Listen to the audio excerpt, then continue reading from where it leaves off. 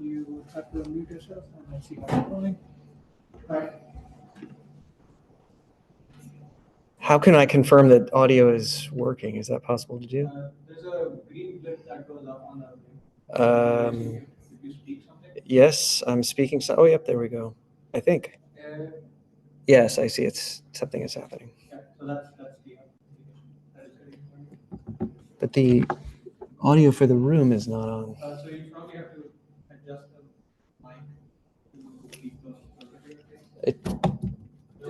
You can hear me. Okay. Great.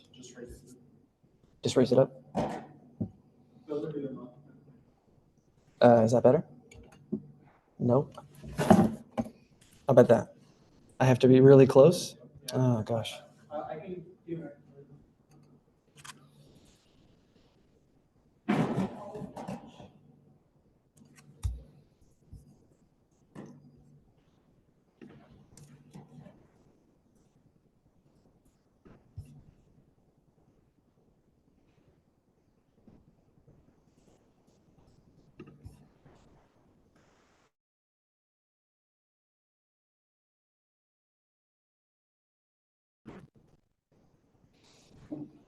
You're adjusting it?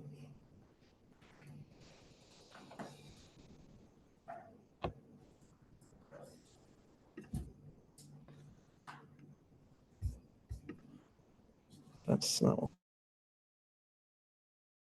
what.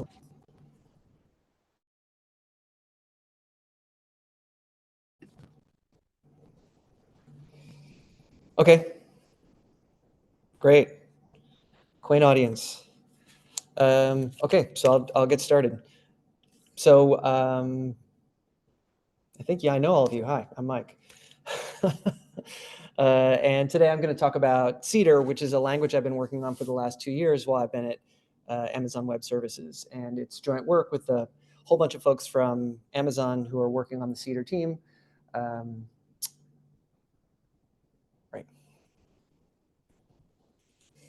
So for the tutorial, we have 3 hours today to talk about this topic.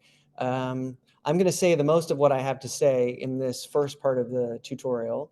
And in the second part of the tutorial, basically, I have some web resources that if you're really curious, you can use to play around with Cedar.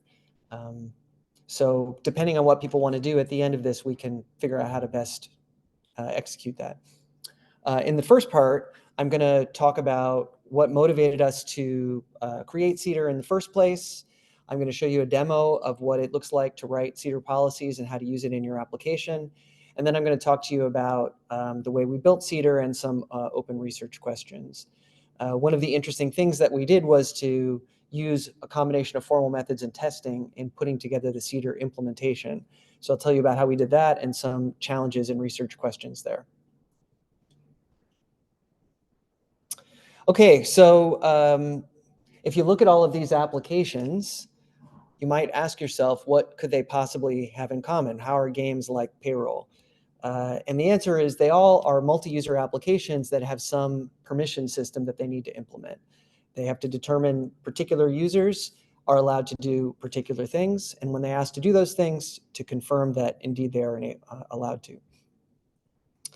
So there is a long history of theory of authorization, role-based access control, attribute-based access control, relation-based access control. You may have heard of all of these things.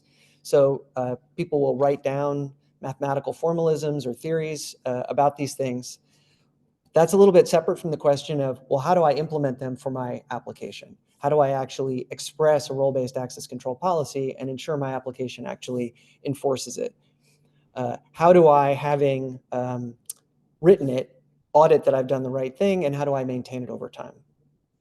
So to give you a sense of this, I'm going to show you a simple application as part of my demo called Tiny To Do, which allows users and teams to create and manage to-do lists.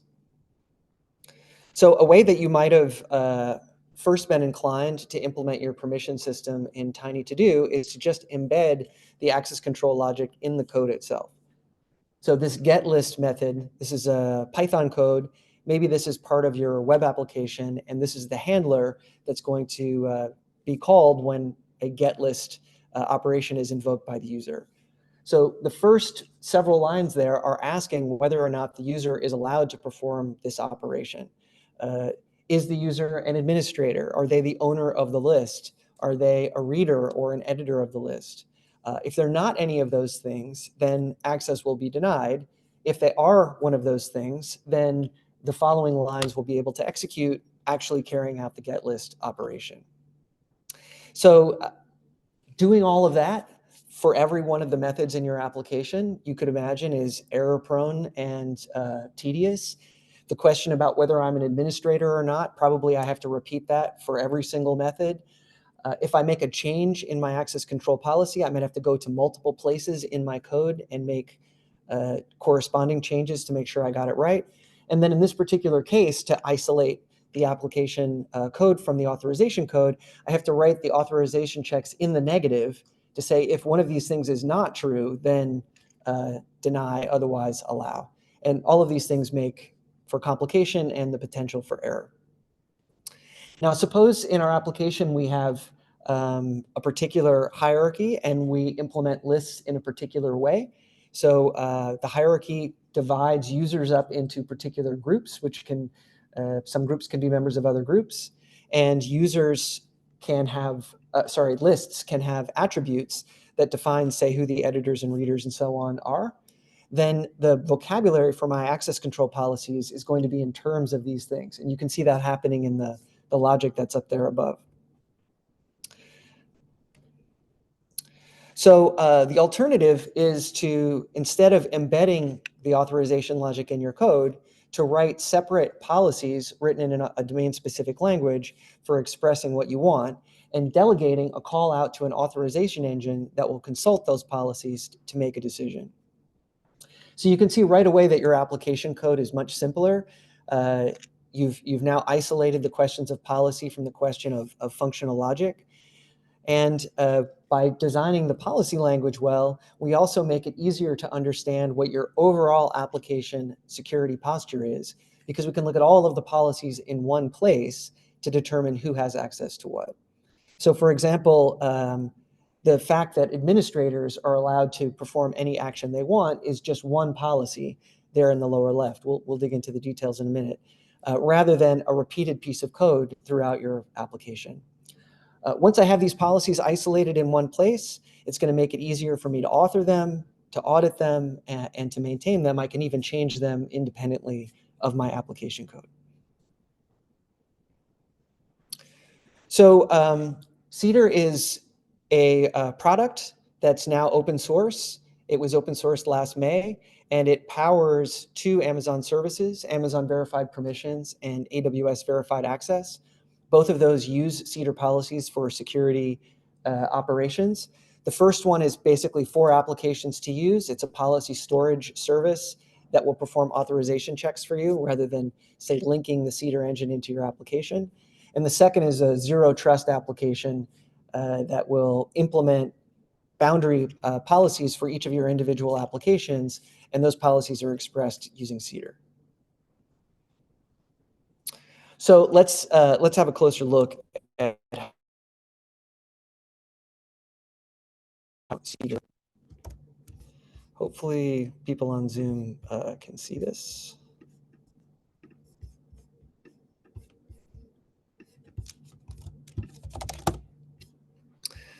All right, so I'm going to start off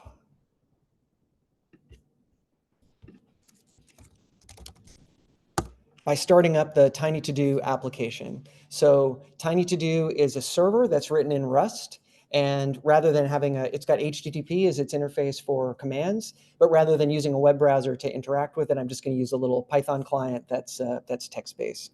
So I just started up the Python client.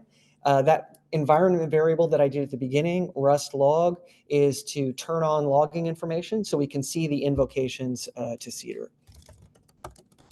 So I'm going to start up the Rust server now, and those green messages are, as a result of that logging information being on, it's just saying the policies were loaded up and they were validated. We'll see what that means in a minute. And the server is ready to go. Okay, so the first thing I'm going to do is I'm going to set myself to be a particular user in that little org chart that I showed you before. I'm going to be user Andrew. In this particular demo, there's no actual authentication. I just get to assert who I am because we're interested in authorization. Obviously, I would really, in reality, need to do that with passwords and so on. Okay, so now Andrew is going to create a list, and that list is to create a demo. So you can see here the authorization request that's been submitted. The principal of the request is Andrew. The action was create list, and this is for our Tiny To Do application. And the response was to allow, and the reason is policy 0. Policy 0 is here, this policy at the top. These are the Cedar policies that are stored in this file, policies.cedar. Let's look at what that policy does. It says any principal, because the principal keyword is unconstrained, can perform either the action create list or get lists. The first is to create a list. The second is to enumerate the lists that you own for the application Tiny To Do. So here, indeed, we did submit the create list action. Any principal is allowed to do that, and the application is Tiny To Do. And so this policy has authorized this action to take place. Cedar is a default deny language, which is to say that there needs to be a specific policy that authorizes an action to take place. If there is no specific permit policy that grants permission, then by default, access will be denied. That permission will be denied. All right, so let's create a task for our particular list. You can see here that I returned list 0. So I'll create a task for list 0, which is to write the code for my demo, for me, Andrew. So Andrew is now creating a task on list 0, and this is allowed because of policy 1.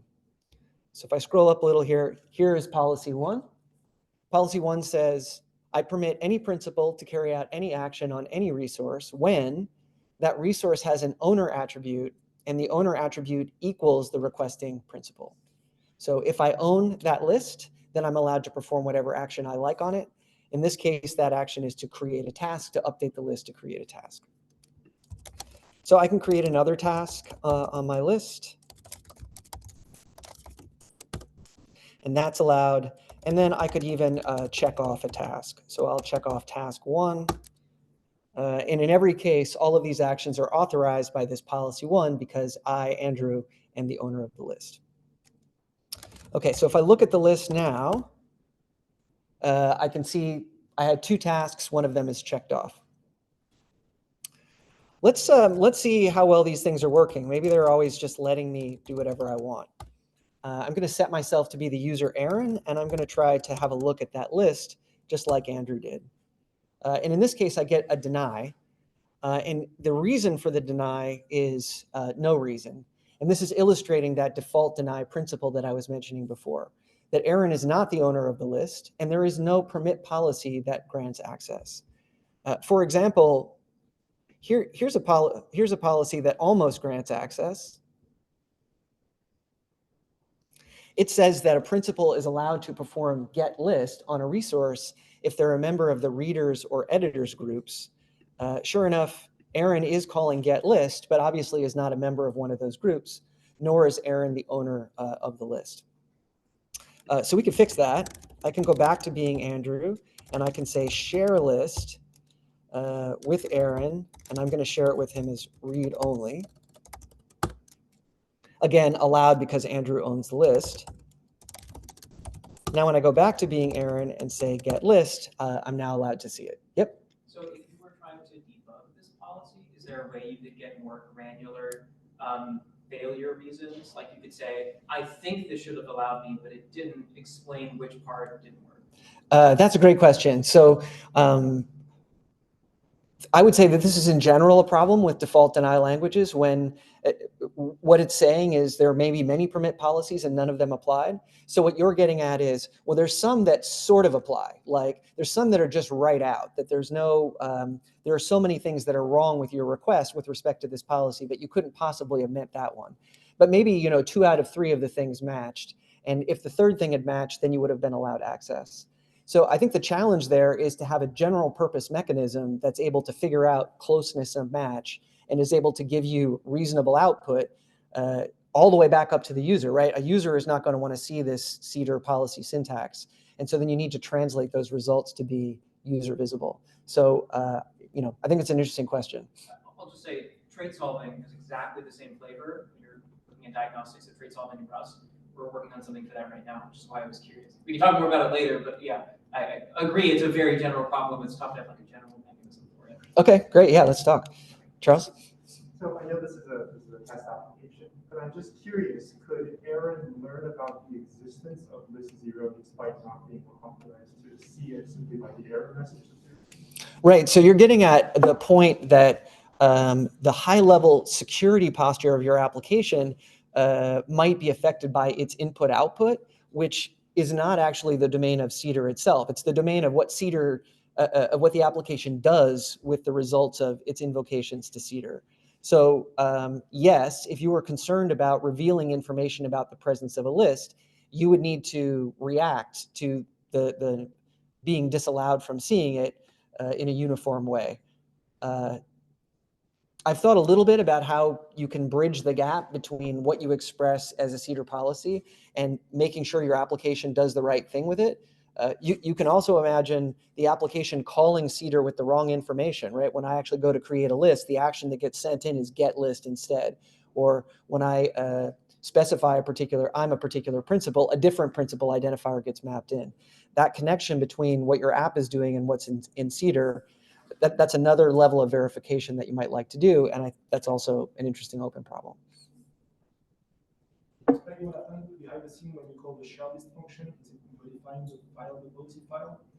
It's not modifying the policy file.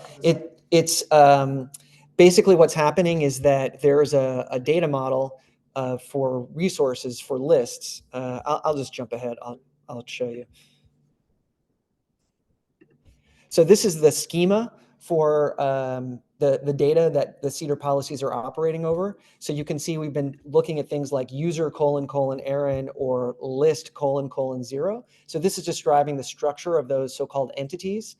So you can see here that the shape of the list entity has a bunch of attributes. One of them is the owner, which again we saw. Another one is readers, which is a team, and editors, which is a team. So what's happening when I do share list is I'm adding Aaron to one of these teams for that particular list. When I created the list, me, Andrew, the owner in the app is being set to Andrew when the application is creating the list. So Cedar itself is not doing those things for you. Your application is doing those things to maintain that data structure. The schema is fixed. The schema is fixed, yeah. You validate, you type check your policies against this schema, and that's the contract between your application and the authorization engine about, yeah, this is our common vocabulary. You could change things on the fly, and that's a whole interesting other question. All right, so let me go back to the policies, back to this. Okay.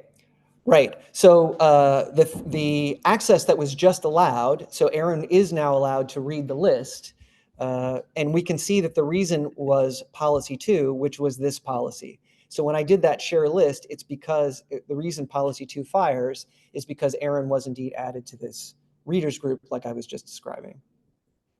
We have one more policy I haven't shown you yet, which is this one, which is that a principal is allowed to do write operations, update a list, create new tasks, update tasks, delete tasks, if they're a member of the editors group. And of course, again, the owner is allowed to do whatever they want. So owner's permissions subsume all of these other permissions. So if I had shared access with Aaron as an editor, Aaron would have been allowed to do create task, whereas instead, as of right now, if I try to create a task on this list, I'm not going to be allowed to do it. Okay, there's a few other policies I want to show you. And in doing so, I'm going to support one of the claims I made before, that maintainability is easier this way. I can actually change my policies on the fly without changing my application code if I want to change what my permission system is. So for example, I have this policy here that says admins are allowed to do whatever they want. Anyone who is in the team admin can carry out any action on a resource that's part of tiny-to-do. So when I save these policies, you can see that tiny-to-do just reloaded the policy set. It revalidated them. It type checked those policies again to make sure they're okay before it did that. So now if I set myself to be this particular user, Emina, and I call get list on list 0, no one has shared this list with me, Emina. Andrew has not shared it with me, and yet, no problem, I'm allowed to see the list. If I undo what I just did and save it again, and now as Emina, I try to get access to the list, now my access is denied. Okay, so it's showing me, this is showing you how I can evolve those policies in a way that changes behavior without having to change the application. Another example that I want to show, and this will be the last one for this part, is forbid policies. So far, all of the permissions have been positive. I grant this, I grant this, I grant this, so that you can think of them as creating overlapping circles in a Venn diagram that are offering permissions. Forbid policies take them away. So basically, the application model for Cedar is we create a set of positive permissions. Forbid policies take those permissions away. So what this policy says is that if you are in the team interns and you attempt to create a list, then you're going to be forbidden from doing so. And this policy is going to strictly override the policy we had here in the beginning, which said that any principal is allowed to create a particular list. Usually you want to create forbid policies as a kind of guardrail where you have a bunch of red lines you don't want to cross, and they protect you against yourself so that you don't provide positive policies that break those lines. It can also be useful just for readability purposes, that if I were to change this first policy, for example, to create an exceptional condition to say, oh, everyone but interns is allowed to create it. In this case, that's actually fine, but in other cases, it can be harder to read. So I'm going to save this. I'm going to set myself to be user Aaron. I'm going to try to create a list. And this is denied, and you can see that it's denied because of this policy 4, which was the forbid policy we just looked at. Okay, so I want to briefly go back to that schema and talk about validation for a second. In Cedar, we have a type system that allows us to ensure that policies will not fail at runtime due to ill-typed operations. So here's where I define all of my particular types. We were just looking at this. The ones that we were focused on a second ago were the attributes: owner, name, readers, editors, tasks, and so on. The other thing I'll call your attention to is this member of types, and that's expressing what other types are allowed to be your parents in the hierarchy for those in conditions. So for example, a user is allowed to be a member of a team, and a team is also allowed to be a member of a team. Everything is allowed to be a member of an application. Remember that application : tiny to do was sort of this placeholder value that we used in authorization checks.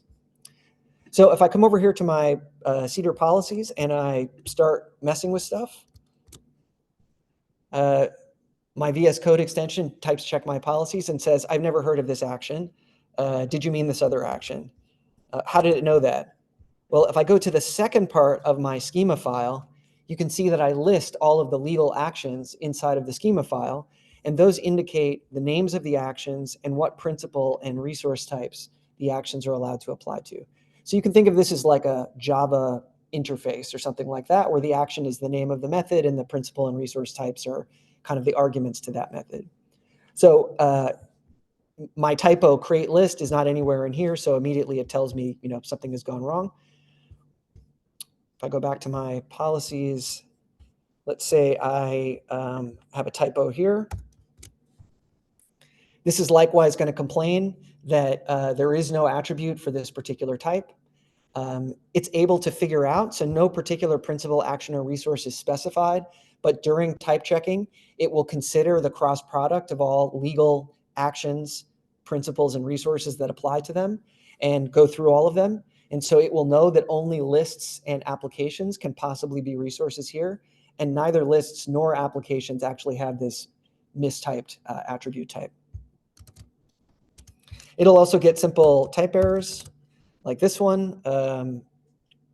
Less than is an integer operation. Obviously, that's no good to pass in an entity and a team, a user and a team.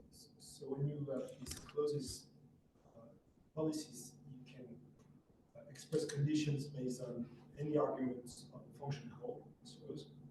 And so you have to be able to talk about all the types of your program in the policies. Is that easy to reflect all the types? It doesn't care about all the types in the program, only the ones that are authorization relevant. So to give you an example, like if I was making a photo sharing application, I might like to tag my photos and use those as part of my permissions.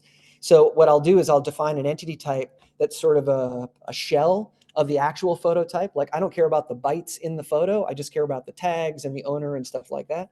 Likewise, there are going to be objects in your application that don't have any authorization relevant behavior, so no need to include those.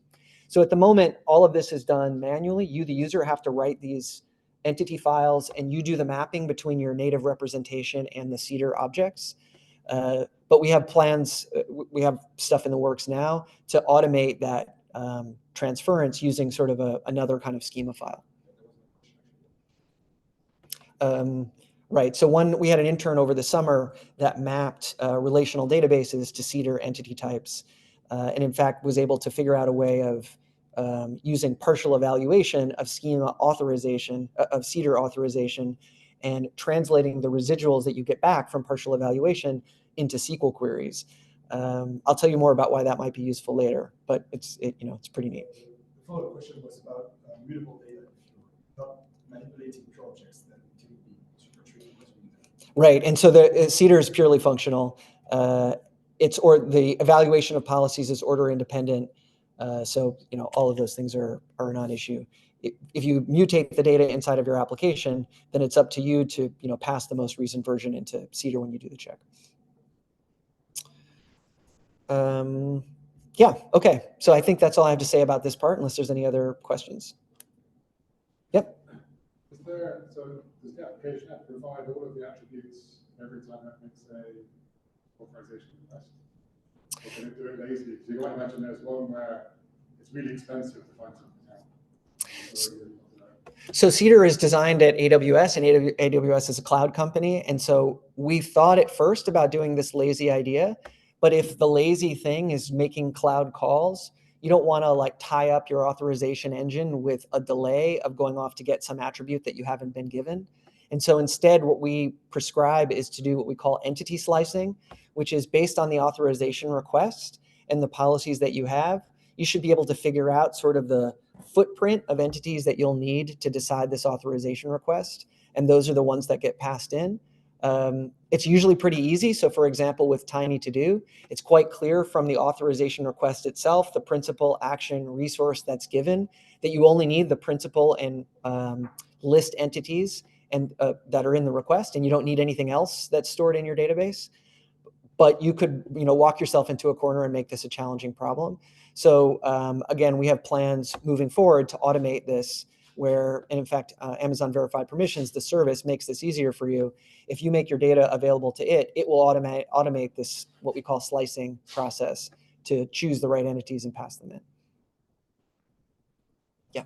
Is principal action resource fundamental, like the fundamental schema? If you wanted to add another logical variable and remove one, is that a possibility? It is not a possibility right now. So these are just a fundamental part of the authorization process.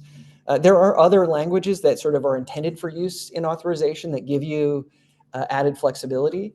But what we found from talking to customers is that flexibility is potentially more of a curse than a blessing, because then every time you go to look at your authorization policies, there's no common structure to know what they mean.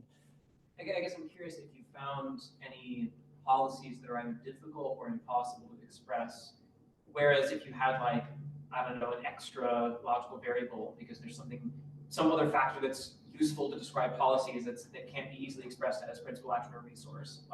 Are there any instances you've seen so far from deploying this that fit that mold, or is this a pretty robust schema? This is pretty robust. So it's it's called the PARC model, Principal Action Resource Context Model, has been around in AWS for its own cloud-specific authorization policies for 12 years.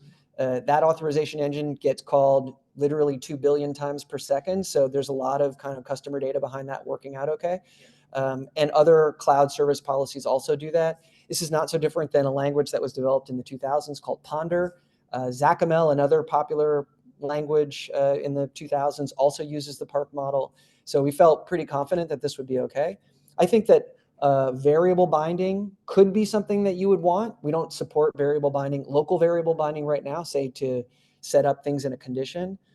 Maybe that's something that you would want in the future, but we kind of use that as a nudge to customers that if you're using lots of local variable binding within a single policy, you might be making things more complicated than you should, and you should think about splitting it into multiple policies since they're, it's this or that or that or that. Yep. It's kind of a follow-up on Arthur's question. I'm wondering what kind of bugs you see or the kind of mistakes people make in integrating a policy into an application. Do they call you with a mutable object and change the contents of some field underneath you, or forget to make the right call at the right time? How does, any insight on how problems during integration? To be honest, it's early days for me, so I have not seen a lot of customer pain in that way. I can say that the one mistake that I made when writing this application was a cut and paste error where I passed in the wrong action. So I'll show you the Rust code for Tiny To Do. So here are all of those. This is the analog to that Python code I was showing you before. Here's, a handler for get list. Here's the handler for update list. And again, you can see I'm just making this one call to is authorized, and then the rest is the logic for that particular function. So I have to pass in a principal, an action, and a resource. These actions are enumerated types inside of Rust. And what I did when I was putting in these is authorized calls is cut and pasting this is authorized call, and I forgot to change one of the actions. So then for action A, I actually authorized action B instead. So you can solve that problem with like singleton types and stuff like that when we do have a solution like that. But I think there's a bigger question of consistency. Maybe there's this mutability problem, and I'm kind of waiting to see what's the order in which we should start solving these problems for customers. A lot of customers that are building web applications are doing it with sort of a proxy in front, API gateway, or Spring is another framework. And so if they're building stuff on top of a framework, that's probably a good place to stick in the authorization calls. And then I'll kind of wait and see where they run into mistakes there. What are the constraints to generating these lines? What kind of data information do you need if you wanted to generate automatically these authorization lines? Well, you'd need a mapping between what your application code's handlers are and what the corresponding actions are inside of your schema file. This is why I mentioned this OpenAPI is a web application design framework where, sure enough, you do that. You list all of the API calls according to, say, their web link that you would pass in, /tinytodо /getlist or something like that. And you could add an annotation that says, well, you already map that URL to a particular function call that you're going to make inside of your application. So you could imagine plopping in information about the authorization logic right there in that OpenAPI file, and then you could use that to automatically generate these requests. It's an interesting open question. It's not something that we've done yet. You guys are like, oh yeah, that's language. Oh, it looks fine. Let's get at all the stuff you haven't done yet. Because they're great questions. All right, I'm going to go back to the slides.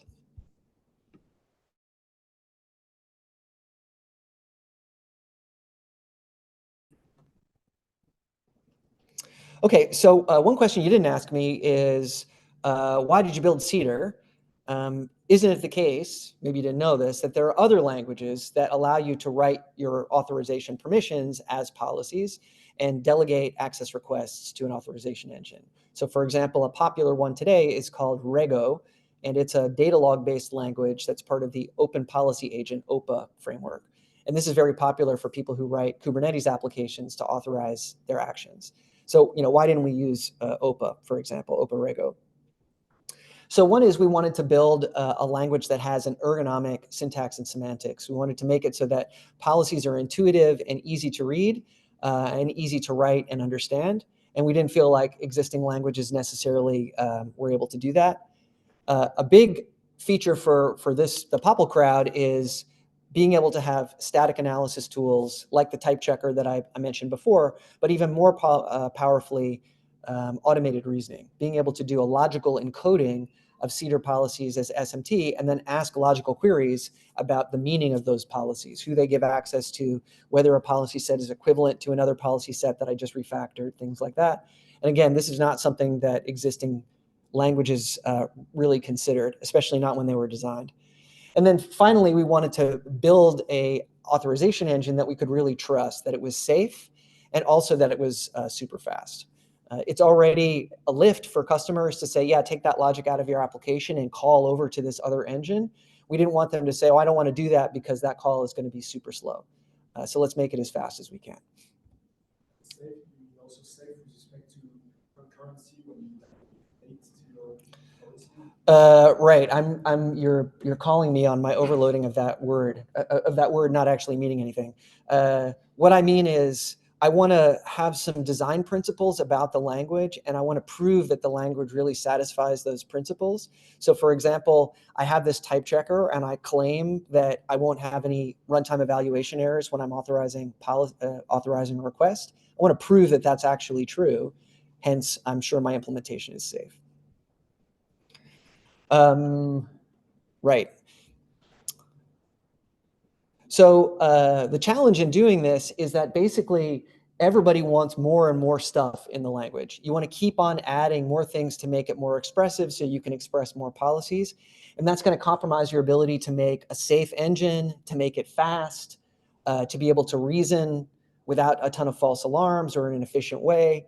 And so it's this, frankly, a little bit fun balancing act between finding a way that you can make it happen for customers that's not inscrutable and unreadable, but still maintain the ability to do automated reasoning and to have a fast implementation.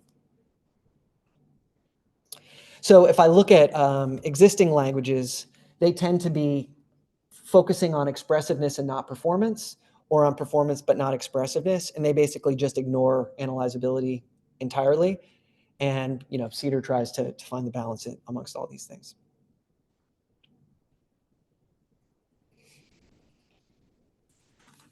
Okay, so let's go back to one of those Cedar policies that we looked at and deconstruct it a little bit so we can see the structure of that policy.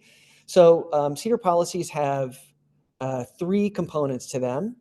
The first part is the effect, and that's either permit or forbid. So we saw that in our tiny to-do example. The second part is called the scope, and it always lists the variables, principal, action, and resource, and it includes optionally constraints on those variables, either involving equals or in.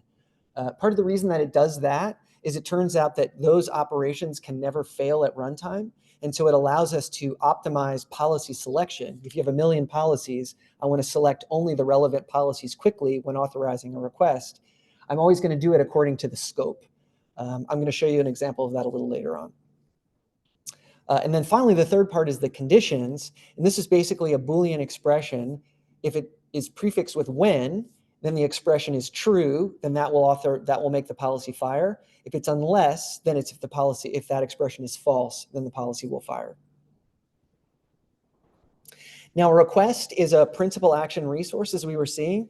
Actually, it also supports a fourth thing, which is called context. In Tiny To Do, there is no context record, but in other settings, for example, the AWS verified access use case, there are. And that's basically information that is specific to the request itself. For example, what is the host IP address it's coming from? Do they have certificates that show that they had 2-factor authentication done? Is there extra environmental information that is going to, like, for example, a ticket or some session ID that's relevant to this particular request? So you can put all those things inside the context. So here is a request for Kesha to get list for Tiny To Do. Now, as we saw before, a request is allowed if there exists at least one permit policy that works for that request, that is satisfied by the request, and no forbid policies.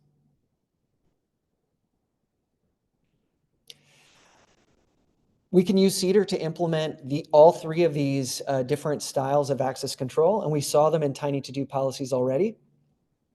So the entity hierarchy gives us a way to do role-based access control. So that policy that we wrote, principal in team admin, that's basically a role-based access control policy. It's saying that if you have the role administrator, you can do whatever you want.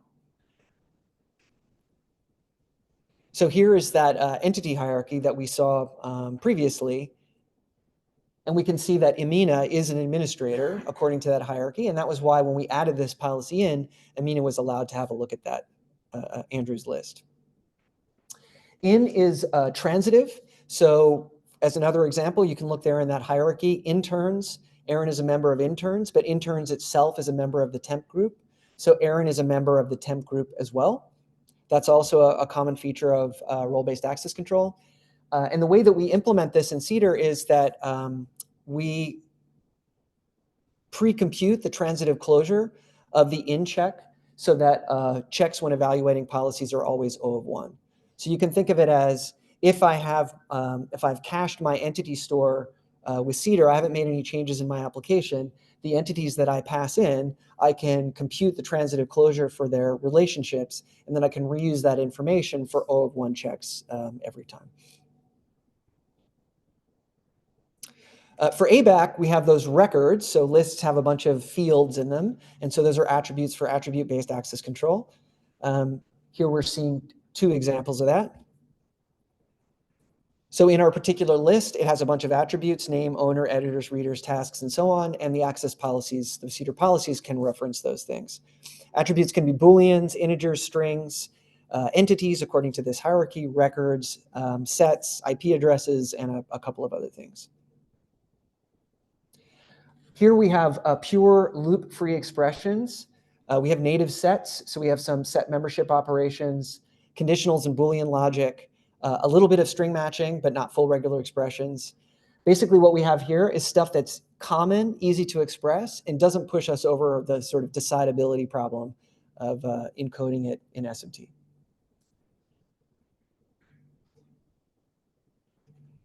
Okay, so we have scope and conditions. And one reason that we have both of those things rather than just one or the other is readability. I mentioned the other reason a second ago. We could have written our policies like this, where you just say permit and you have some big expression where each of the conditions that's listed in the scope is just conjoined with the when clause there at the end, or the unless clause. But we felt like that policy on the right is less readable than the policy on the left, that users will get to be familiar with this particular structure, and it's going to be easy to digest those policies. In addition, it gives us this ability to do slicing, which is to select policies quickly. So in particular, we index policies by keys that are computed from the principal and resource constraints in the policy scope. So I'm going to show you an example of that. Here's 3 policies, and I want to index those policies according to keys that are computed from these 2 components. So the key for each policy is shown there above the policy. In the case that I have no constraints, we have this special keyword any for indexing those policies. So yeah. Okay, so now when I get a request in, the authorization engine is going to compute keys from this authorization request. It's going to take the principal and the resource, put those 2 things together. That's one key. But it also is going to consider keys that are created from parents in the entity hierarchy. So in particular, it's going to look at Aaron being a member of interns and compute a key with that, and with Aaron being a member of temp and computing a key with that. Likewise, it's going to compute keys using any. That's always something that it needs to do. And then do the same thing for tiny to do with any and with application. So these are all the keys according to the current entity hierarchy of policies that could possibly fire for this particular request. And so given that set of keys, I can look up all of the relevant policies, and only the latter 2 policies actually apply. And so when I evaluate the authorization request, I don't have to look at that first policy, I just have to look at the second 2. Now in this particular example, it was not worth it to go through and compute all those keys and just look up 2 policies rather than 3. I might as well have just evaluated all of them. But there is a threshold once you start to have thousands of policies over which computing the keys for a relatively shallow entity hierarchy is going to be much to your advantage rather than evaluating every possible policy. And so again, the scope is allowing me to do that in an easy way where I can be sure that the soundness of this slicing operation is assured. Are the indices user configurable? Like if I wanted the resource owner to be part of the index, could I do that? So the answer is yes, in the sense that you can store your policies however you want. It's up to you to call the isAuthorize call. If you looked at that isAuthorize call in Tiny To Do, actually what's happening is I'm just passing in all the policies because there's only 4 of them. So I'm not storing any keys or doing any of that stuff. But we wanted to, in our Amazon Verified Permissions service, this is how we are storing the policies. And we've proved that this is a sound way to do it. But it's totally up to you to use different ways of storing the policies if you like. And is this the primary performance knob? Yeah, this is setting up these indices. I guess I'm just wondering, what is there like a version of the DBA for Cedar? You need to have someone who's there, like they have performance metrics and they can see the cache hits and things like that, or if that's well supported in the Cedar workflow. So yeah, probably. So we do have such a DBA for the Amazon Verified Permissions service, and they have spent a bunch of time optimizing how they're storing these things in a database so that these key lookups are fast and that sort of thing. Yeah. Okay, so that's Cedar, the language and the structure of the language for its syntax and semantics. So let's look at the analysis tools, and let's look at validation. So that was the type checking part that we saw before. So the schema that I showed you was this JSON-based schema that I hate. We started off by using JSON schema because we thought maybe this would be better for customers who are comfortable with JSON. There's IDE plugins for that. But as you saw with that schema, there's lots of scrolling and lots of white space, and it's kind of hard to tell what's going on. So actually, we're in the process now of developing a custom format, a custom syntax for that schema. So that's the version of the schema there that corresponds to those 150 lines of JSON that I was showing you before. So in the schema, we declare the different entity types here: application, team, user, and list. And we also declare the particular actions that are allowed. This is only showing one action. There would be a handful of additional actions to correspond to the schema, but those actually can be grouped together as well. So my question is, how do I know that this policy on the left-hand side is type correct according to the schema on the right-hand side? So basically what I do is, as I was mentioning before, I do sort of a cross product of, for each particular action, all of the principal and resource types for that action, and I check this policy against it. And it turns out that lots of the time, policies are going to be ruled out very quickly as being applicable for a particular action. And so this type checking process, although in principle, it would sound slow. If you have 100 actions and say 3 principal and resource types for each action, that's type checking a policy 300 times, one with each combination. In practice, this turns out to be really fast because 275 of those times just get ruled out at the first examination. So let's look at this particular case for get list. I'm going to look at the get list action, and I'm going to try to type check this policy assuming get list. What I'm going to do is use sort of a singleton type situation where that action variable on the left-hand side I know will be the get list action. So I know that get list equals get list, and so therefore this policy is going to potentially apply. As a result of that, I know that principal has to be a user and resource has to be a list type according to the definitions down there. Because I know that the resource is a list type, I know that a resource has a reader's and an editor's attribute, which are teams. So when I see that expression there in the when clause, I know that principal in that resource.teams makes sense because an in operation makes sense for entities and team is an entity. Moreover, I know that because the principal is a user, users are allowed to be in teams because that's declared there in that in team annotation over there in the schema. So that's also okay.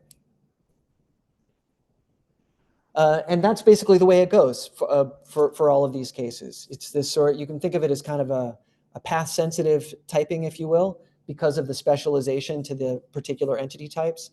This use of singleton types and doing this cross-product operation gives you a lot of precision. But again, because Cedar is really simple and the policies are small, it doesn't hurt your performance in practice. So we can detect some of the things we saw before, improper entity relationships or misspellings, missing actions, using an action at a wrong type, and that kind of thing. And checking the type of resource based on the fields that we're reading. I'm type checking the type of resource based on the action having matched, and because I'm specifying resource as possibly a list type there in the lower right. So this part right here, resource says that for the get list action, resource has to be list. So because I managed to get this far, this is going to come out as true. I know that sure enough, this is going to make sense because resource has to be a list in this case.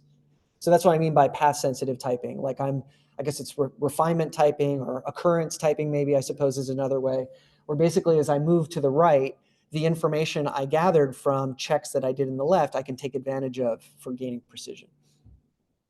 And how robust are those refinements? Like if I said action in singleton list, action get list, would it still produce the same refinement? And if I said action in some like predicate or function whose output is get list, would it know that?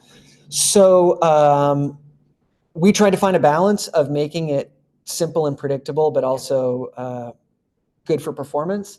So one thing I'm not showing here is you might remember with that policy where it said resource has owner and resource.owner equals principal.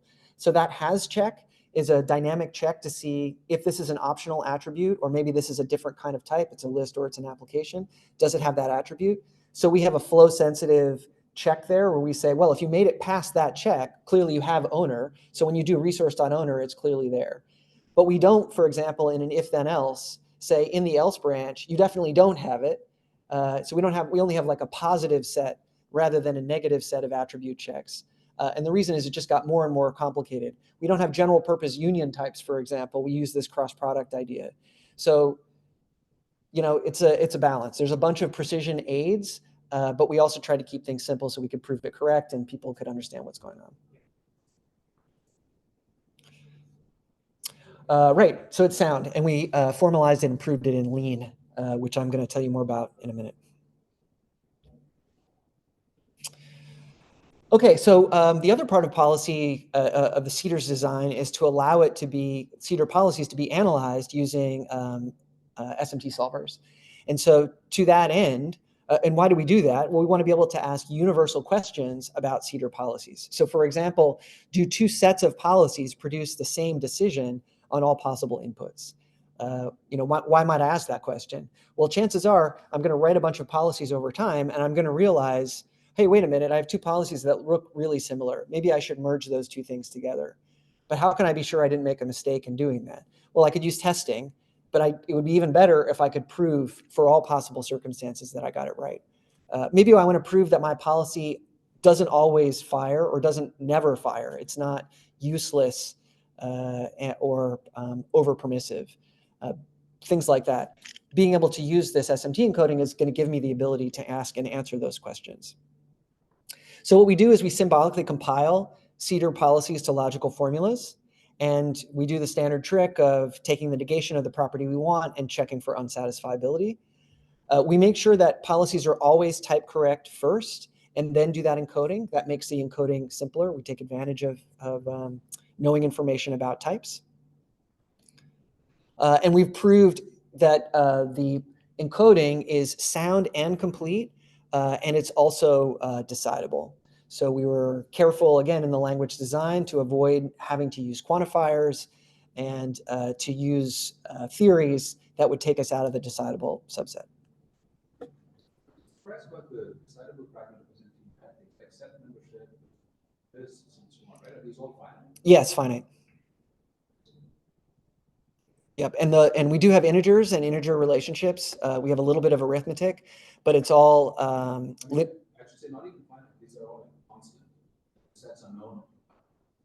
The sets are not known at compile time, but CBC5 has a decidable set fragment that we're operating in. We're not implementing full set theory here. It's much simpler operations. For T's and the SMT solvers you're using, return a complete on the decidable fragment? We have, we're decidable because we use only decidable theory. So we know by construction that, I mean, I guess we're believing that the SMT solvers, when they say, yes, these are all decidable theories, that they're correct. And then we have separately proved soundness and completeness the soundness by formalization and lean and completeness on paper. Completeness is the actual implementation of SMT solvers are complete and decidable. Or they've claimed that they are. I have not thought about that. I guess I'm just assuming that's the case, but I wasn't thinking about it not being the case. Practically speaking, the SMT solvers seem to come back quickly. Yeah. I mean, not so quickly. Mm-hmm. Yeah, usually, tens of milliseconds for policy questions that we've been asking. So this is just an example of an equivalence check. I'm trying to think if it's worth, well, why not? So I guess I'll ask you, given all you know about Cedar, this is the tutorial part, are these two policy sets the same?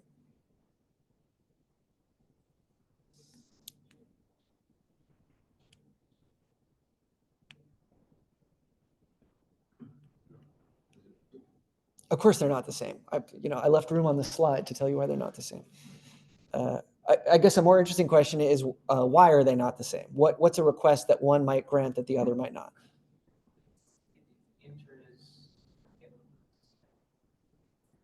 Right. So in this particular case, if an intern tries to get a list, they don't come up with the same answer. They would be allowed to on the left-hand side, but not be allowed to on the right-hand side.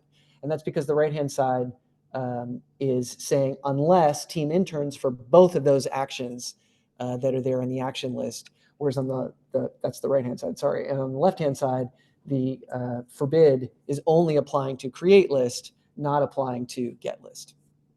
Are you SMT solver is saying I want A and not B? It's able to give you kind of counter example. Yeah. So that's the fix. We can just add this action unless the action is create list there in the unless. So this is pretty useful. And the main analysis the first analysis that we're deploying actually is slightly different than this. It's resource protections. So think about it as forbid policies that are always decided at compile time rather than runtime. Some customers we have said, if you're saying forbid at runtime, something already wrong has happened. I don't want anyone to even ever be able to write a permit policy that, say, gives the wrong person access to these super secret important sets of resources. I want to know right now if you've kind of broken the barrier to allowing that. And so we can just set up that query as an SMT, basically by taking that forbid policy that we might have written that just forbid access from those users to that resource and asking, is there any intersection between the permit set and that particular set? And if there is, okay, that's a mistake. The policy you added is too permissive. What kind of policy would lead to an SMT query where things like the unbounded things here are not constant, like action lists and sets and so on? In what scenario would you actually have that? Sure. So the resource dot readers, that's an uninterpreted set. Like we don't know when we're doing the SMT query what that is. That could be any possible set. In this particular case, yes, we know what the sets of actions are. Those are constant. In fact, when we know when they're constants, we actually expand them out to just be equality checks or primitive checks. It's just this or this or this or this. Is there any white carding or like against the... There is wildcarding. There's just the star operator. So like in bash paths star operator, but there is no general purpose regular expressions in Cedar. Analysis allows you to spot redundant rules and kind of generalization. Oh yeah, absolutely. That's a great point. Yeah, at the moment, well, it's very interesting. Having gone from being a professor for 20 years to now working at a company, we have a program manager for Cedar, and the program manager talks to customers, and customers tell us what kind of things they want. And sometimes I'm surprised that, why don't you want this? Like to me, this refactoring thing is just, I totally want this. But the customers are like, you know, whatever, I'm going to test my policies anyway, it'll be fine. They were much more interested in this, you know, resource enclaves or whatever. I think that your redundant policy thing also makes a lot of sense, because I want my policies to be as simple as possible. And that's probably a sign that you're not understanding something if one policy totally subsumes another one. But that just, you know, so far has not risen high on the list. Right, that's true. That's true. In this particular case, what the PM told me was that only for particular resources is that true. Like you use forbids for the sort of normal resources, maybe like the task lists and tiny to do that users create. But maybe, you know, for managing your workforce, well, who are the users and how do I manage those? Those are highly sensitive. So for that, I don't want to rely on people being able to write whatever policies they want. I'm going to have this extra protection. You write that. You write it as in the policy as forbid, and this final time. That's a great question. So I don't know what the user interface will be next, but I mean, that makes a lot of sense, right? If somebody has bothered to figure out how to write Cedar policies, take advantage of that knowledge so that you can express these queries. You know, we'll see. Right now in the service, the verified permission service, they actually have a point and click way of building Cedar policies. So at first, as you're learning, you know, you fill out what the principal action resource might be for your policy, and then it will show you the Cedar policy that it constructed. And then as you get more comfortable, you can just start editing the policies directly. So I could imagine something similar for a query. You give it sort of a point and click with a bunch of defaults, but eventually you just give it the full power of the language.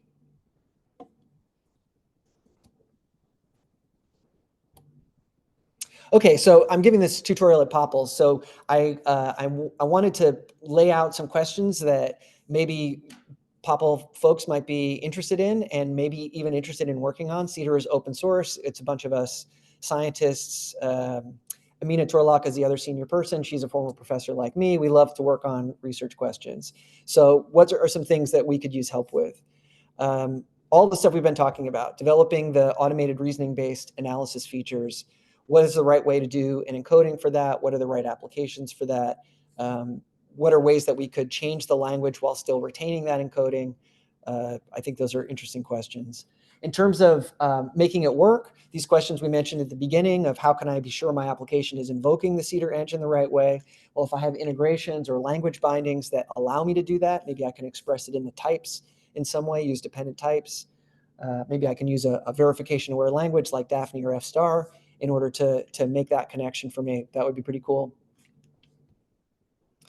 And of course, new language features are always of interest. So if you were to take Cedar and try to implement policies for a particular application and you found, oh, Cedar's not good enough to be able to do that, but if it had this or this feature, then maybe it would be, then that would be interesting.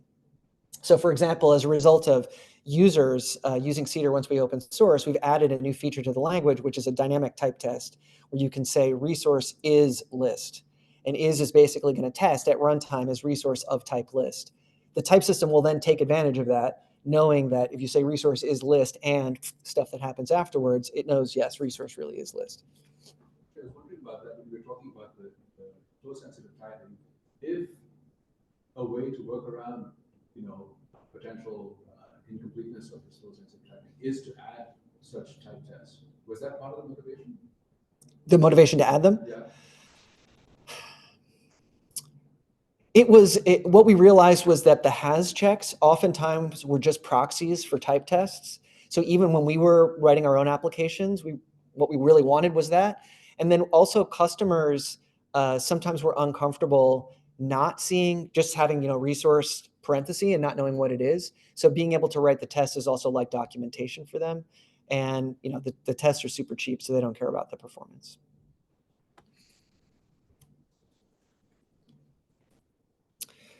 Right, so I was just talking about that. We were talking a little bit ago about storing policies in an efficient way, doing the mapping. We talked about this at the beginning, mapping your data objects, say in your SQL database or your key value store to Cedar objects, making it so that if you do that entity slicing in the beginning, it's sound, you're passing in all the data you could possibly need, but not too much data so that it's efficient. I think there's lots of fun systems questions there. We're starting to work on those things, but, be great to have help with that. We basically have not at all reasoned about security policy management. You guys were asking questions about that. You know, I might have a policy like the share permissions. It didn't happen in this case, but it could happen that then modifies the Cedar policy store itself. So now I want to reason about not just my current policy store, but all kind of reachable state machines or reachable states that I could get to from the current store. What does that look like?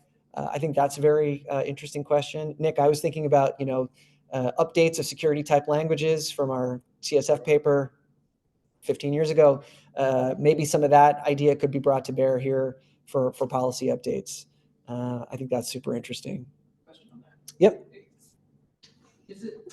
It seems like there's an interesting like interface X automated reasoning one thing to do here, where for instance, if you wanted to say in the front end, like, hey, you're considering making this person an admin, or giving them this role, and you know, query solver, here's all the things they'll be able to do once you make them do this. Mm-hmm. Right? Is that something people have either expressed interest in, or otherwise, like, you know, using the analyzability of the language to provide people better information about like when you're managing your policy? This is, I guess, this is more like managing the user permissions as much as the policy itself, but it feels like there's an interesting like HCI component there.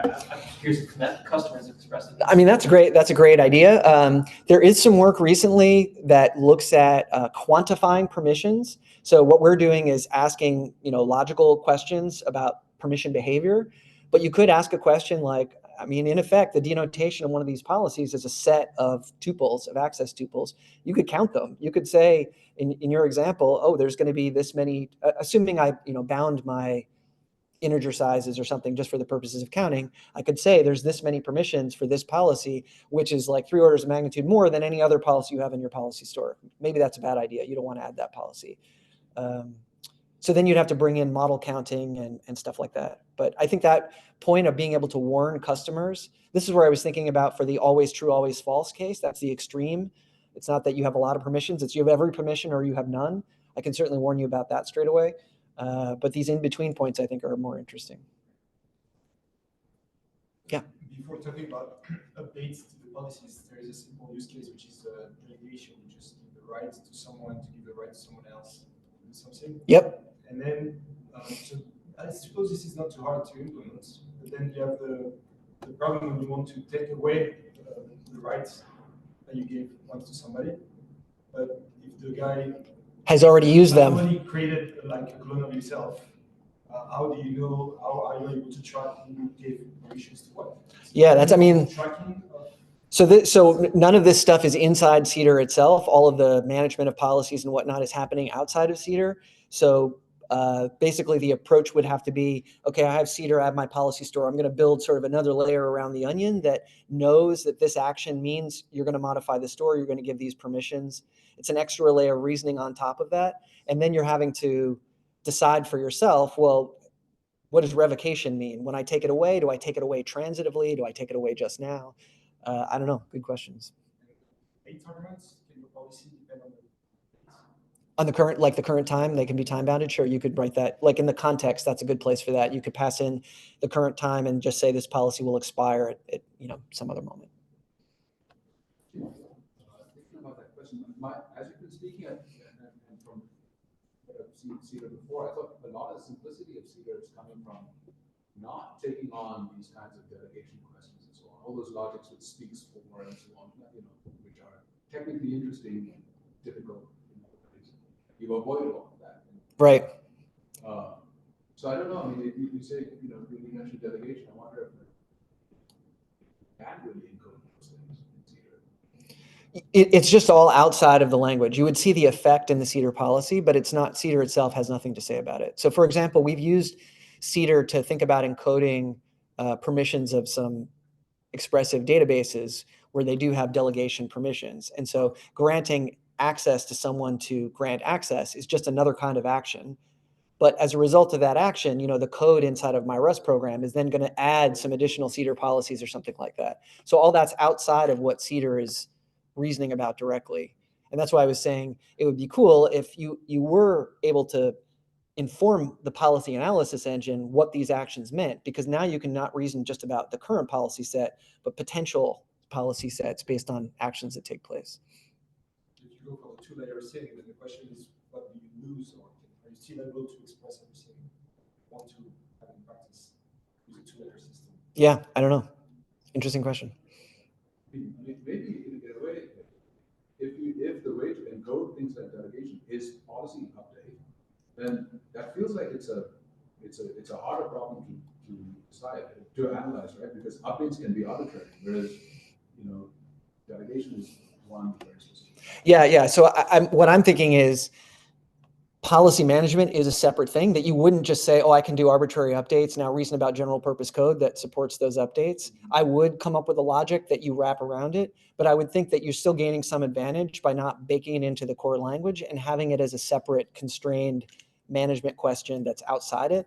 And then you can compose reasoning about the management operations and what policies allow. That would be my first approach. Okay. So we're 15 minutes from the break or so. So the last part, I'm going to talk about how we built Cedar to be fast and safe. So as we've already been seeing, Cedar is this engine that I'm calling from my application. I give it a request. I have to provide it a slice of the entity data and the policies that are relevant to the request, and then it's going to give me the answer, allow, deny, which policy allowed it, if it's allowed, stuff like that. So inside of Cedar's implementation, there's two layers. The evaluator takes an individual policy and basically evaluates it as if it were a Boolean expression using the principal action resource context from the request. So that policy is just going to evaluate to true, false. And then the authorizer is going to collect the results of all of the evaluated policies. And if there exists any permit policy that return true and no forbid policies that return true, then it's going to be authorized. Otherwise, it's not. So we've implemented this authorizer in Rust. That's why that application was written in Rust. I just call into it directly. And so that helps us be both fast and memory safe. It also makes it easier to integrate with applications written in lots of languages because I don't have to worry about two different garbage collectors, for example. Rust's manual memory management helps me with that. In experiments that we've done for a paper that will be coming out this year, for an application like Tiny To Do, even with huge amounts of data, 10 microseconds is a typical request decision. Now, we also confirm that our deployed Rust code is what we want it to be by using differential random testing against a Cedar reference written in a way that drops some performance and usability concerns that the Rust code embraces.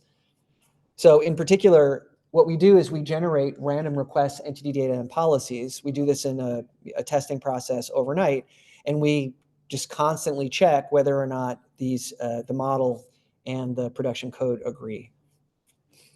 That model we actually write in a verification language. I'll tell you what I mean in a second, so that we can prove that Cedar's design as a language satisfies interesting properties. So for example, we can prove that default deny, that was our intention, really is the case. We really do default deny.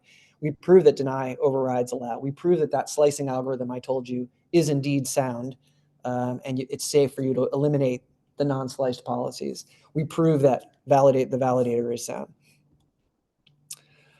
So having done that, we found 4 bugs in failed proof attempts.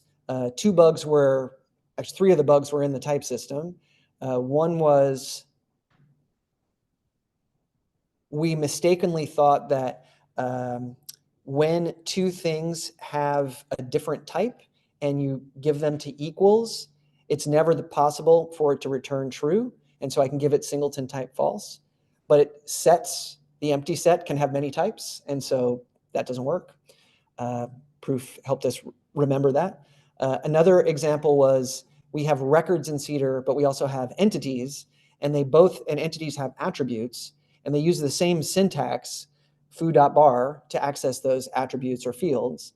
And it turns out that there was a termination bug in computing the least upper bound when you involved both sort of circular stuff involving entities and records. So this is where trying to prove it in a verification-oriented language helped us because we failed to be able to prove that the least upper bound computation actually terminated. So at first, of course, we blamed the tool as being stupid, but eventually we found that we were stupid. We also found 25 bugs that showed discrepancies between the two. And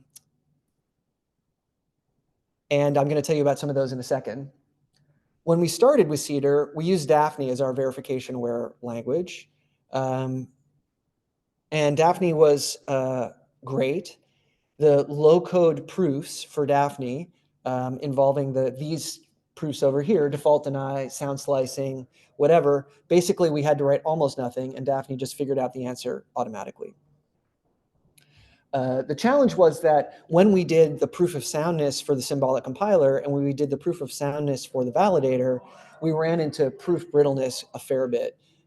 It was quite easy to shift some definitions around, and all of a sudden our proofs were timing out rather than succeeding. It was also the case that the proofs got to be very long, even though we would hope to get more automation. We still ended up having to write quite a bit. I'm going to show you some statistics in a minute, and that was also a disappointment.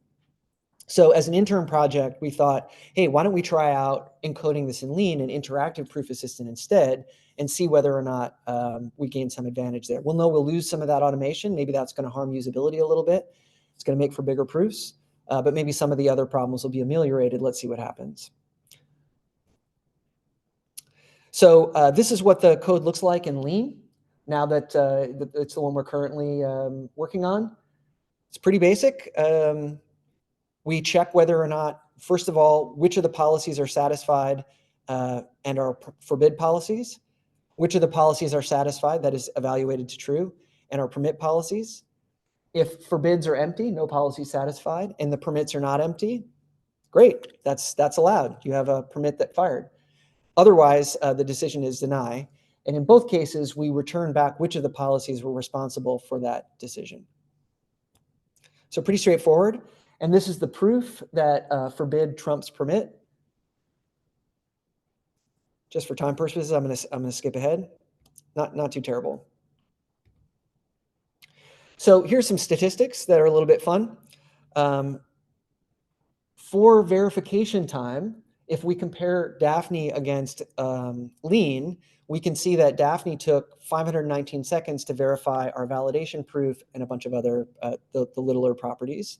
And in Lean, it only took 185 seconds. I mean, probably not surprising. You might even wonder, why did it take so long in Lean? Such as it is, I think we're Lean newbies, and maybe we could do better. For testing, this is the part I find really interesting. Lean is actually faster than Rust when evaluating authorization requests. So Lean is a proper functional programming language. You just run Lean code directly. It's built on top of LLVM, so you can generate very efficient C code as well.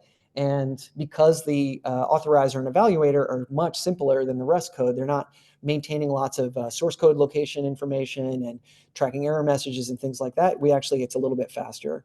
So compared to Daphne, which we emit code in Java and we have to call into a JVM, this allows our differential testing to have higher bandwidth. Now, if we look at the result of the proofs, on the Lean side, compared to the Daphne side, just looking at the summation there, the Daphne lines of code is greater than the Lean's lines of code. And this is the models. Just writing that authorization code is authorized, doing the policy slicing, whatever, the functional code. Whereas the proofs, the Lean proofs are bigger. You would expect that. It's an interactive proof assistant. You have to write a bunch of tactics.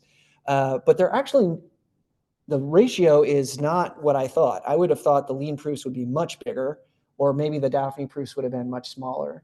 And I think the point here is that, once again, it's the meta theory proofs that are proving problematic in the Daphne case. It's just not able to discharge these automatically, and so you're ending up having to write more scaffolding to guide the SMT solver to make it work.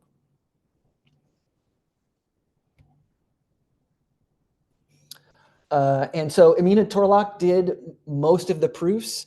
We had an intern that did most of the model generation and the differential random testing. And for Amina, multiplied by whatever number you think makes sense, proved it all in the validator soundness in 18 person days. This, of course, is because we already knew the validator was sound because we made all those mistakes that we discovered using Daphne before. So that's another reason to think of this as kind of a lower bound.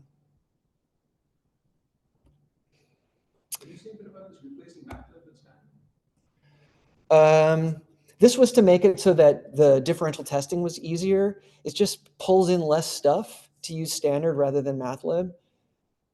And it just made it so that there was lots of reasons that things wouldn't compile because you bring in MATLAB and you try to compile it and it complains about something. And if you can just make the footprint smaller, it works better. Yeah. And this is maybe a naive question, but since the lean code is faster, would it make sense to use the lean code in production rather than the Rust code? That is a great question. So no, it wouldn't make sense because if this actually went into production, you'd want people who don't know anything about lean to be able to understand it and maintain it. If there was a bug, they would need to fix it. And so right now, there's a much greater population of people who know Rust or at least can read Rust than there are people who can know lean. So from a functional technical perspective, sure, why not? Use the lean. The stuff that you're deploying is what you actually did the proofs for. Why not? That makes a lot of sense. But from sort of a practical maintainability operations perspective, I think it would be very difficult to do that. Maybe one day. So this is just some examples of the differential random testing. We found a bug in somebody else's Rust code by doing this. They parsed IP addresses incorrectly. I mentioned already this join calculation led to a termination problem. So yeah. Another thing that we did was we property tested our Rust implementation before we tried to prove it correct in Daphne. And we did find a couple of bugs that way. So that was kind of nice. I think I'm gonna skip this explaining it. But basically, this bit of code right here, it should not be allowed. True and an entity doesn't make any sense. That's a type error. But there was a bug in the validator, well, a design bug in the validator that gave that type never, which is the bottom type, which then allowed you to interpret it as a Boolean. And we thought that never had not escaped out of a way of doing error handling, sort of allowing type checking to continue just to get more errors. But it did in this particular case. And so, the property testing discovered this mistake.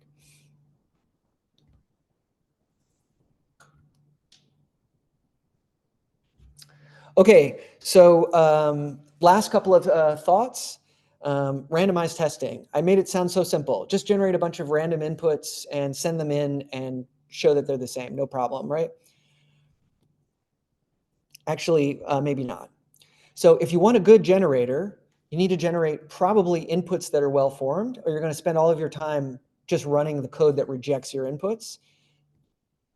You want your inputs to be diverse. You don't want to generate the same ones over and over or the same type of ones. You want it to cover all of your code. Ideally, it's actually complete. All possible legal inputs are generatable by your input generator. And you want it to be efficient, run tests very fast, and mostly automatic. If I have to do a ton of this stuff by hand, then that's not going to be very productive for me. So when you test, you want to test if it's saying hello copy, and you know the expected answer? Or right, so I'm doing this differential testing between my lean model and my Rust code. So I'm going to send inputs to both. They should always say the same thing because they're meant to be feature equivalent.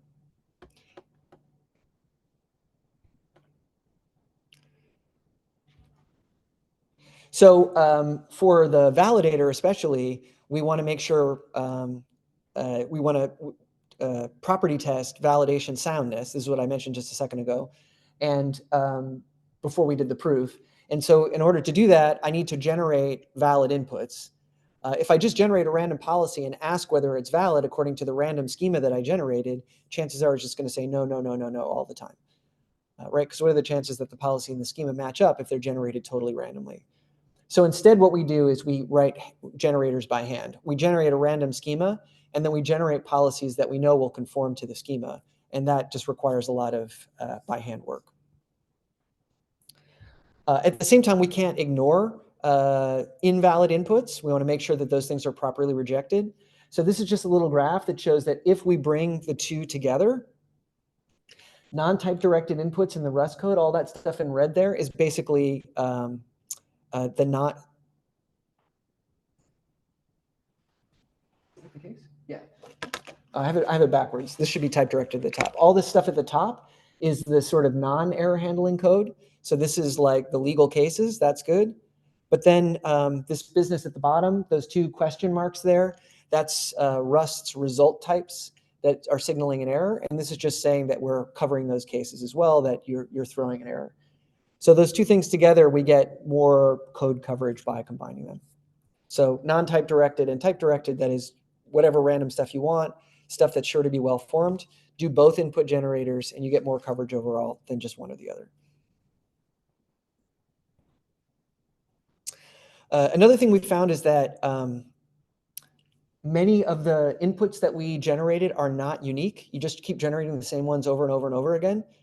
Here, only 23% of the generated inputs are unique, and most of them are small. So this is a histogram that shows the policy size. I look at that chart over there, most of the things that I'm generating are literals. So that's not very diverse. Record projection only comes up 0.3% of the time. So the easy answer to this point is for you to say to me, well, you just did a bad job. You should write better input generators. If you bothered to generate that graph, you should look at it and figure it out. But I think it begs a bigger question of like, what should that graph look like? What does diversity even mean? What is a sort of a program independent notion of a good coverage of possible inputs that I could generate? Is there any test suite that you could potentially run on this kind of YouTube? What do you mean by that? Like a standardized like authorization test suite that like there is the list test suite for cryptography. I don't think so. Even for things like AWS cloud policies, these are people don't publish their policies. There aren't even good test suites for those. It'd be nice if there was. Maybe we should fix that. Maybe it's something that you're trying to test the correspondence of the reference implementation, the actual implementation. Right. Is that what you verified before? We verified the reference implementation in Lean, but then we wrote a bunch of code in Rust, and there can be bugs in the Rust code because we didn't prove the Rust code correct. We're just testing that it's correct against the proved correct Lean code. That's too hard to prove it? Or yes, it's too hard to prove it.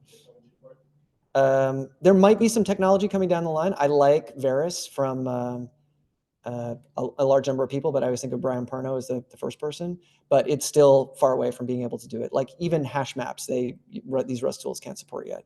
So we're communicating with them. I'm visiting CMU in mid-February to talk about this. So maybe one day we won't have to do both, but at the moment it's practical to do both.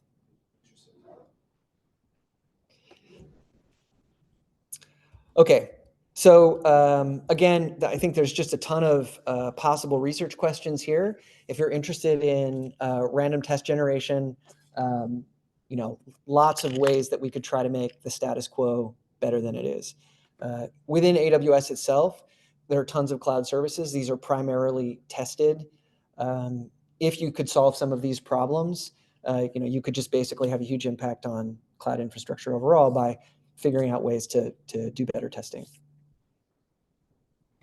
One thing that we're doing now is we're working with Harry Goldstein and Benjamin Pierce at Penn to do more of this visualization in an interactive way as part of your IDE. So if you do have to handwrite your generators, it's nice to get quick feedback as part of your IDE as to, well, how are they making policies of different sizes? Are those inputs diverse?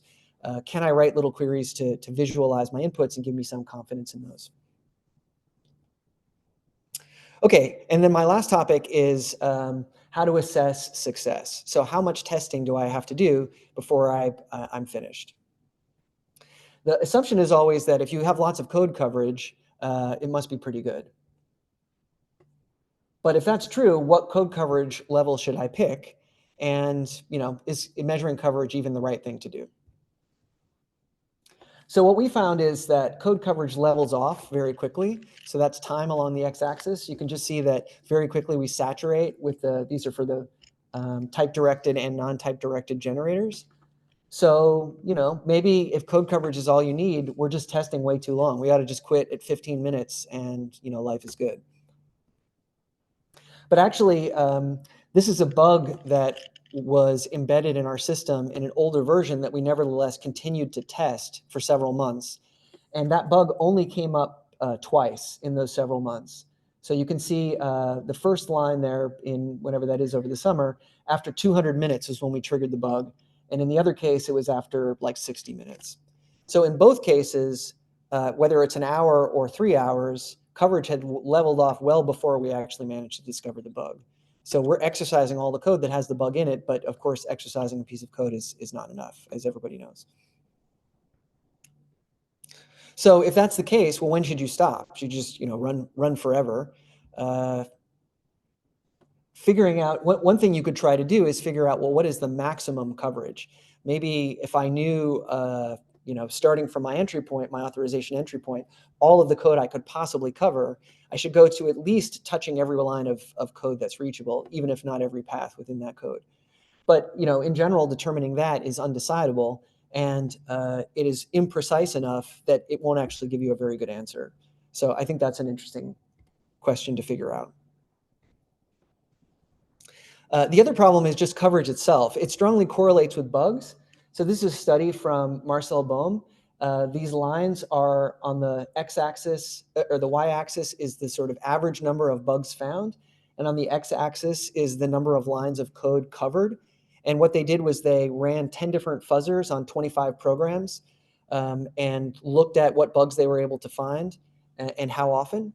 And you can see that, you know, sure enough, if you cover more code, you'll find more bugs.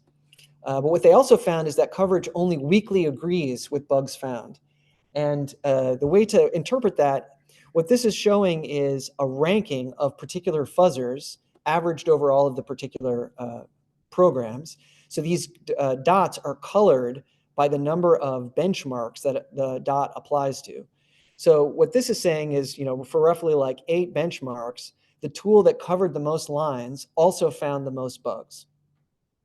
But what this one is saying is that for at least one benchmark, the tool that covered the least lines found the most bugs. So if we really wanted to believe that coverage was adequate as a replacement for bugs found, we would have a much more regular graph rather than basically a complete smearing of the whole cross product. Okay, so I think whenever you say to someone coverage is not good enough, they go, yes, yes, yes, and then they act as if it is. They just say things like, oh yeah, I have 70% code coverage, it's good enough.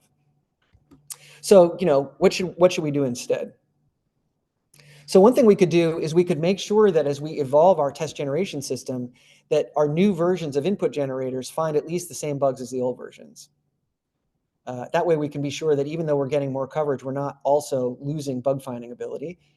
And in general, we could do mutation testing to aim for a more ground truth idea. Mutation testing being take a program with injected bugs and see whether or not your test framework is able to find those bugs. What I'm hopeful of is that using mutation testing in a sensible way, using realistic bugs, we can start to assess other metrics for judging success. All right. So I'm going to finish up. I've been telling you about Cedar. So it's a language for authorization policies. We design it to be expressive, but not too expressive, in order to support static analysis and automated reasoning, and to be fast and safe. For the second half of the tutorial, if you're interested on your own, you can teach yourself Cedar by going to that shortened URL on the bottom. So this is a little exercise that allows you to encode Cedar policies. You can think of it as solving puzzles with Cedar. Given this situation, what would the Cedar policies look like for this? If you had to write a schema to validate it, what would that look like? And it uses all tools that are available on the web. That's it.